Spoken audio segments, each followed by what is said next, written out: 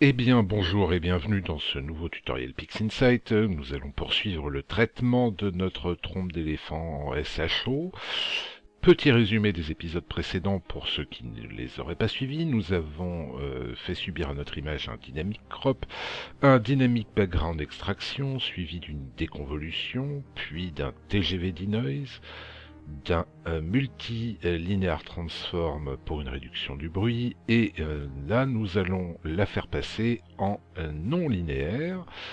Donc pour ce faire, on va lancer l'histotransform, prendre le triangle du STF, l'appliquer à notre histogramme, puis l'appliquer à notre image, et faire un reset du screen transfer function. Notre image est désormais non linéaire. À partir de ce moment, nous avons une petite opération à lui faire subir avant de traiter les autres couches avec le même process que ce que l'on vient de faire subir à la couche H-alpha. Alors j'emprunte ces termes à dessein.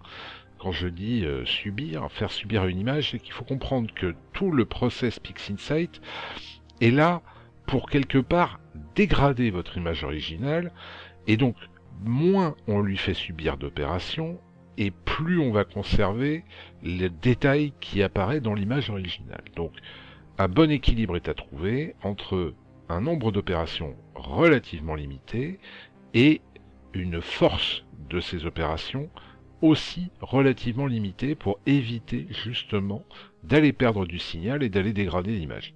Donc après ce passage en non linéaire, nous allons réappliquer à cette image un nouveau TGV denoise qu'on lui avait déjà appliqué quand on était en linéaire, mais cette fois le TGV denoise ne va s'appliquer que sur la couche luminance. Donc je vais charger sur la page le process icône pour ce TGV denoise que l'on va venir ajouter à notre workflow à l'écran, et dès qu'il est chargé, je vous retrouve pour ce traitement.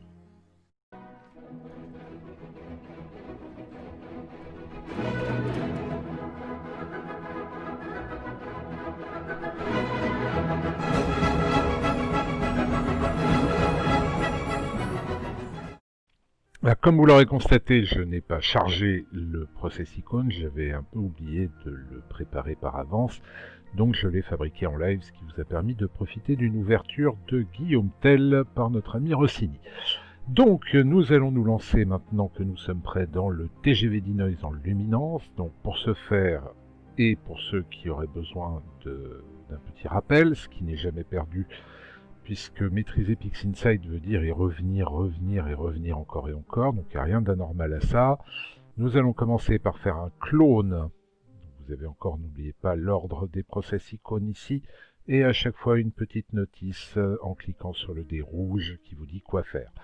Donc nous allons créer un clone que nous n'avons pas besoin de transformer en non linéaire puisqu'il est déjà non linéaire. Je vais donc enlever ce process icône là, et nous allons pouvoir remonter les autres et les agencer très rapidement. Ensuite, nous allons cloner ce clone que nous allons nommer support et mettre de côté. Sur notre premier clone, nous allons modifier le nom pour l'appeler masque. Sur ce masque, donc on suit l'ordre ici, on a fait le premier clone, le clone du clone qui est devenu notre support, c'est noté dans les annotations.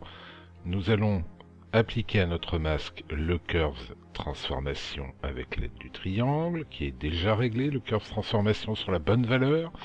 Ensuite, nous allons lancer un histogramme transformation que j'ai oublié de vous mettre assez lamentablement dans le process icône, dans la série de process icônes, ce que l'on va faire tout de suite en dupliquant le premier histomask du premier TGV denoise et que l'on va nommer histomask Lumi. Voilà, on va le replacer, on va repositionner nos icônes pour vous faire quelque chose de propre. Et sur l'histogramme, nous allons dans nos views selected sélectionner notre masque. Et nous allons déplacer la flèche centrale de l'histogramme sur la crête de l'histo avec une preview en temps réel pour vérifier que nous sommes bien positionnés. On va dire qu'ici c'est pas mal. J'appuie sur le carré pour l'appliquer, c'est fait, je referme mon histogramme et mon masque est prêt à être appliqué, ce que je fais immédiatement derrière. Voilà, le nom est dans un encadré marron, ce qui veut dire que le masque est appliqué. CTRL K pour faire apparaître le masque après avoir sélectionné votre image.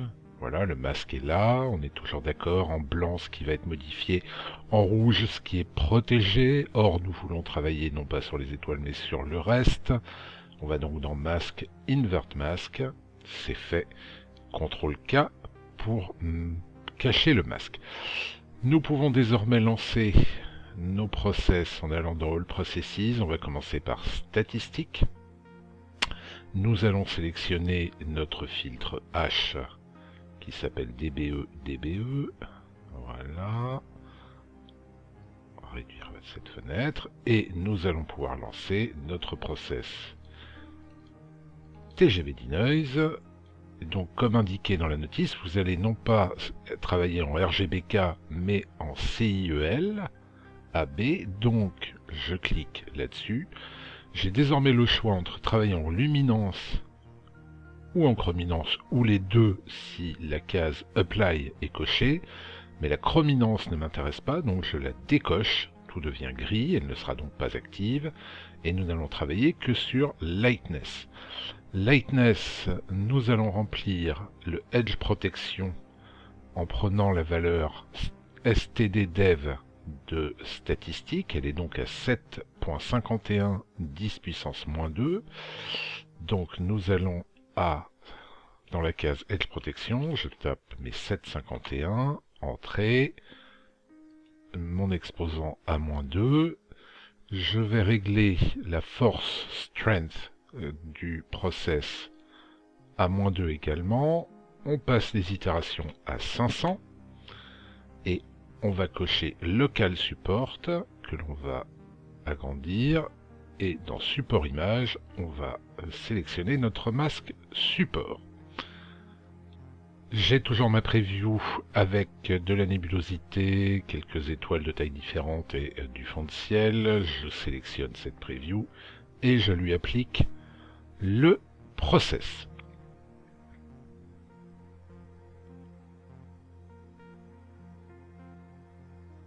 Voilà, c'est terminé. Je vais donc zoomer et faire CTRL SHIFT Z pour voir, et comme vous pouvez le constater, voilà, on a une modification, le bruit se lisse, et si je regarde globalement mon image, je ne perds rien au niveau de ma nébulosité.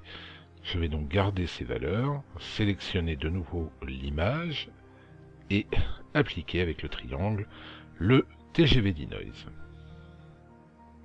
On se retrouve avec le process appliqué à l'ensemble de l'image, qui, vous voyez, a perdu quand même énormément en bruit.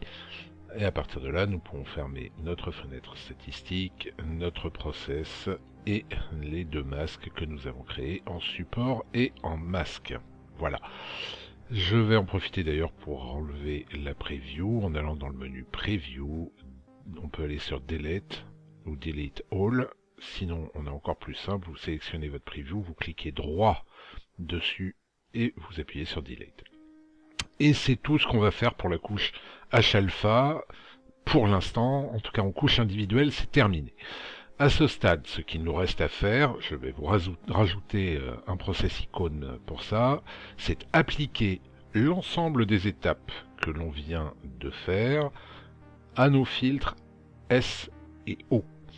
Une fois que nous aurons fait le TGV Denoise en luminance sur les filtres H et O, on se retrouve pour le tuto numéro 8 qui va consister à réduire les étoiles de O et de S, car ce sont deux filtres qui ont tendance à faire des étoiles plus grosses que le filtre H-alpha. On va réduire ces étoiles pour les caler sur la taille de la couche H-alpha avant de continuer encore le process après et de fusionner les couches pour arriver à l'image couleur, ce qui n'est plus très long.